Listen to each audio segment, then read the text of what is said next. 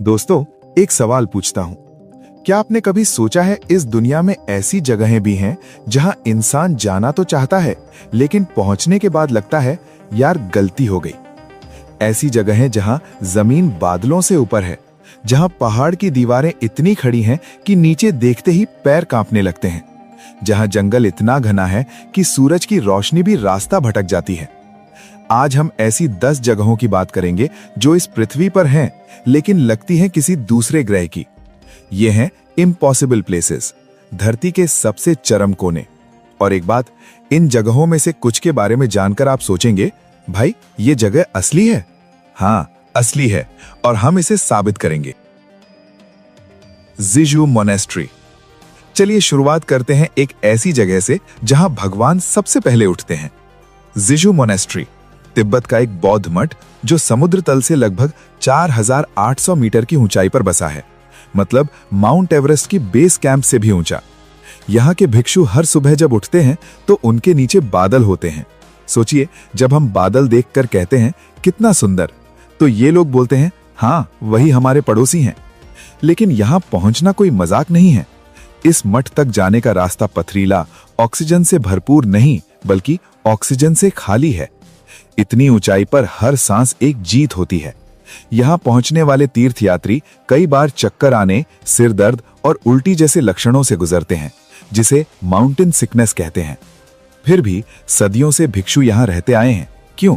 क्योंकि ये जगह उन्हें दुनिया से दूर ईश्वर के करीब महसूस कराती है। जिजू का अर्थ होता है बैंगनी बांस, और जब सूरज उगता है तो इस मठ की दीवारें सुनहरी बैंगनी रोशनी में नहाई होती हैं। एक दृश्य जो शायद स्वर्ग में भी दुर्लभ हो। ये वो जगह है जहां शांति सिर्फ महसूस नहीं होती, वो जमीन से, हवा से, पत्थरों से टपकती है। बैमियन माउंटेन। लेकिन अगर जिजू की शांति आपको सुकून देती है तो अगली जगह आपको उस सुकून की कीमत याद दिलाएगी।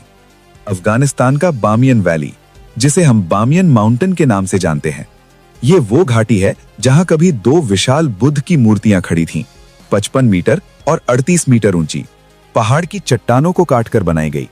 6ठी शताब्दी की कारीगरी। और फिर 2001 में तालिबान ने उन्हें बारूद से उड़ा दिया। सदियों की मेहनत, कुछ घंटों में मिट्टी। लेकिन बामियन सिर्फ उस तबाही की कहानी नहीं है।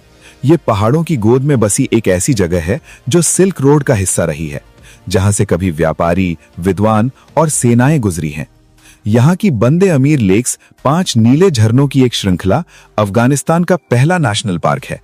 इतने सूखे देश में ऐसा नीला चमकता पानी देखकर आपको लगेगा कि ये किसी पेंटर की कल्पना है। बामियन सिखाती है, सबसे कठिन जमीन पर भी इतिहास लिखा जाता है, और इतिहास मिटाने की कोशिश होती भी है तो पहाड़ गवाह रहते हैं। Function mountain. अब एक सवाल, क्या आपने कभी किसी पत्थर को देखकर सोचा हो कि यह पत्थर नहीं बल्कि कोई मूर्ति है? फंगशान माउंटेन बीजिंग के पास एक ऐसी जगह है जहां प्रकृति ने खुद मूर्तिकार की भूमिका निभाई है। यहाँ के चट्टानें हजारों साल की हवा, पानी और समय ने उन्हें ऐसे आकार दिए हैं जो किसी प्राचीन देवता की मूर्तियों जैसी लगती हैं। कुछ पत्थर ऐसे दिखते हैं जैसे किसी ने उन्हें छेनी से तराशा हो। सच में, अगर आप फंगशान में खड़े होकर कहें भगवान ने बनाया है तो कोई बहस नहीं करेगा। लेकिन फंगशान का असली खजाना है युनजूसी टेम्पल, बादलों में रहने वाले का मंदिर। यहाँ 14,278 स्टोन बुद्धिस्ट टैबलेट्स हैं जो 1400 साल पुराने बौद्ध धर्म ग्रंथों को सुरक्षित रखते हैं। इन्हें स्टोन बाइबल भी कहते हैं। इतिहास का सबसे बड़ा पत्थर का पुस्तकालय एक ऐसे पहाड़ की गोद में जहां हवा भी सांस रोककर चलती है। फंगशान वो जगह है जहां पत्थर बोलते हैं, और अगर आप ध्यान से सुने तो वे सदियों की कहानियां सुनाते हैं। ट्यानटाई माउंटेन वाटरफॉल। पत्थरों की कहानी के बाद अब जरा पानी की सुनिए। जेजियांग प्रोविंस का ट्यानटाई माउंटेन और यहाँ का झरना जो सीधे आसमान से टूटता हुआ लगता है। ट्यानटाई का अर्थ है स्वर्ग की छत, और जब आप उस झरने को देखते हैं, सैकड़ों मीटर ऊंचाई से गिरता, धुंध बनाता, इंद्रधनुष बिखेरता, तो लगता है ये नाम बिल्कुल सही है। ये पहाड़ टाओइज्म और बुद्धिज्म दोनों का पवित्र स्थल है। यहाँ गुओ किंग टेम्पल है जो 600 एडी में बना था और आज भी बरकरार है। चीन का सबसे पुराना बचा हुआ बौद्ध मंदिरों में से एक। लेकिन असली रोमांच है ट्रेकिंग का। जब आप उस झरने के पास पहुंचते हैं रास्ता संकरा है, पत्थर गीले हैं, नीचे खाई है और ऊपर वो पानी है जो लगातार गरजता रहता है। एक पल के लिए सोचिए, आप वहां खड़े हैं, पानी की आवाज इतनी तेज है कि आप अपनी ही आवाज नहीं सुन सकते, धुंध इतनी कि 2 मीटर आगे भी नजर नहीं आता, और फिर अचानक बादल हट जाते हैं और वो झरना पूरी तरह सामने आ जाता है। उस पल को शब्दों में नहीं कहा जा सकता, सिर्फ महसूस किया जा सकता है। Redstone forest. झरने की धुंध से निकलकर अब चलते हैं एक ऐसी जगह जहां जंगल लकड़ी का नहीं, पत्थर का है। यूनान प्रोविंस का रेडस्टोन फॉरेस्ट, या जिसे स्थानीय लोग शीलिन कहते हैं, लेकिन ये वाला उसका छोटा भाई नहीं है, ये उससे भी ज्यादा रहस्यमय है।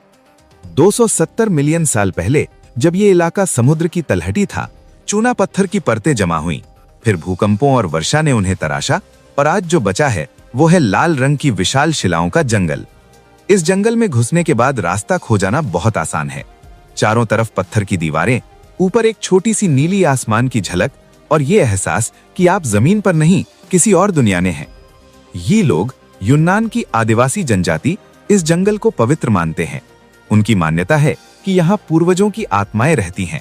रात को यहाँ कोई नहीं जाता, और हम भी यही सुझाव देते हैं, दिन में जाइए, फोटो लीजिए, वापस आइए। रात की ट्रिप नहीं भाई नहीं। रेडस्टोन फॉरेस्ट सिर्फ एक भूगोल का चमत्कार नहीं है, ये समय का एक संग्रहालय है। हर पत्थर एक कहानी है, हर दरार में करोड़ों साल की चुप्पी है। माउंट सापू। अब एक ऐसे पहाड़ की बात जो न सिर्फ आपको रोकता है बल्कि मौसम को भी रोक देता है। माउंट सापू सेंट्रल एशिया के हिंदू कुश पर्वतमाला का एक हिस्सा। ये पहाड़ इतना ऊंचा और इतना खड़ा है कि इसके एक तरफ बर्फीली आंधियां चलती हैं और दूसरी तरफ शांत घाटियां हैं। इसे वेदर मेकर भी कहा जाता है, क्योंकि इसकी चोटी बादलों को रोककर एक तरफ बारिश कराती है और दूसरी तरफ सूखा छोड़ देती है। इस पहाड़ पर चढ़ने की कोशिश करने वाले पर्वतारोहियों के अनुभव लगभग एक जैसे हैं। शुरुआत में धूप, फिर अचानक कोहरा, फिर बर्फीला तूफान, सब कुछ ही घंटों में। यहाँ के स्थानीय लोग, जो सदियों से इन पहाड़ों के साथ जीते आए हैं, माउंट सापू को जीवित मानते हैं। उनके अनुसार ये पहाड़ उन्हें देखता है, परखता है। जो सम्मान से आता है वो लौट जाता है, जो घमंड से आता है वो लौटता नहीं। माउंट सापू हमें याद दिलाता है, प्रकृति के सामने इंसान की ताकत कितनी छोटी है, और यही उसकी सबसे बड़ी शिक्षा है। ताओजियाओ। इतने रोमांच के बाद थोड़ा रुकते हैं। एक ऐसी जगह जो डराती नहीं बल्कि आपको उदास कर देती है, एक मीठी उदासी। जेजियांग का ताओजियाओ एक पहाड़ी पर बसा गांव जो अब खाली हो चुका है। दशकों पहले यहाँ एक जीवंत समुदाय रहता था, किसान, मछुआरे, बच्चे। लेकिन धीरे धीरे लोग शहरों की तरफ चले गए और ये गांव पीछे छूट गया। आज ताओजियाओ में घर हैं लेकिन कोई नहीं रहता, दीवारें हैं लेकिन आवाजें नहीं, रसोइयां हैं लेकिन चूल्हे ठंडे हैं, और प्रकृति ने उस खालीपन को भर दिया है। पौधे घरों की दीवारों पर चढ़ गए हैं, लताएं खिड़कियों से झांकती हैं, पत्थर की सीढ़ियों पर काई जम गई है। ये गांव अब किसी हरे रंग की कविता जैसा दिखता है, जहां प्रकृति ने इंसान की जगह ले ली है। दोस्तों, इंस्टाग्राम पर जब आप ताओजियाओ की तस्वीरें देखते हैं तो लगता है भाई ये तो बहुत सुंदर है, लेकिन जब आप वहां जाते हैं और उस सन्नाटे को सुनते हैं तो असली भावना समझ आती है। ताओजियाओ एक सवाल पूछती है, विकास की दौड़ में हम क्या पीछे छोड़ रहे हैं? अंजीहाई ग्रैंड कैनियन, एक उदास गांव से अब एक ऐसी जगह जो आपको सांस रोकने पर मजबूर कर देगी। जिनजियांग का अंजीहाई ग्रैंड कैनियन, जिसे चाइना का ग्रैंड कैनियन भी कहा जाता है। अमेरिका का ग्रैंड कैनियन दुनिया में प्रसिद्ध है, लेकिन अंजीहाई, ये तो अभी भी एक रहस्य है। कम लोग जानते हैं, कम लोग जाते हैं, और यही इसकी असली ताकत है। ये कैनियन लाल और नारंगी रंग की परतों से बनी है, करोड़ों साल की भूगर्भीय हलचल का नतीजा। इसकी दीवारें 100 मीटर से भी ऊंची हैं और नीचे अंजीहाई नदी बहती है, एक पतली चमकती रेखा की तरह। सूरज जब ढलता है तो इन दीवारों पर जो रंग खिलते हैं, नारंगी, लाल, बैंगनी, वो किसी पेंटर की कल्पना नहीं, असली प्रकृति है। लेकिन यहाँ एक खतरा है, फ्लैश फ्लड्स। मौसम बदलते ही ये शांत कैनियन एक रौद्र नदी में बदल सकती है। 2010 में यहाँ एक दुखद हादसा हुआ था, जब अचानक आई बाढ़ ने कई पर्यटकों को फंसा दिया था। इसीलिए यहाँ के गाइड हमेशा कहते हैं आसमान देखते रहो। अंजीहाई सुंदर है, लेकिन ये माफ नहीं करती। वेस्टर्न घाट्स। और अब एक जगह जो हमारे अपने देश की है, वेस्टर्न घाट्स, भारत की पश्चिमी पर्वतमाला, 1600 किलोमीटर लंबी, गुजरात से केरला तक फैली, यूनेस्को वर्ल्ड हेरिटेज साइट, दुनिया के 8 बायोडायवर्सिटी हॉटस्पॉट्स में से एक।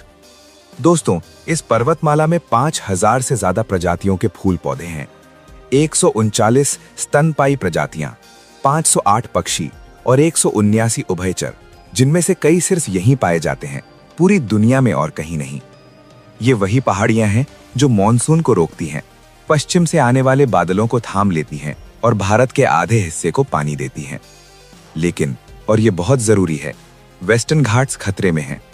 अवैध खनन, वनों की कटाई और बेतरतीब निर्माण, ये सब मिलकर इस जीवित खजाने को नुकसान पहुंचा रहे हैं।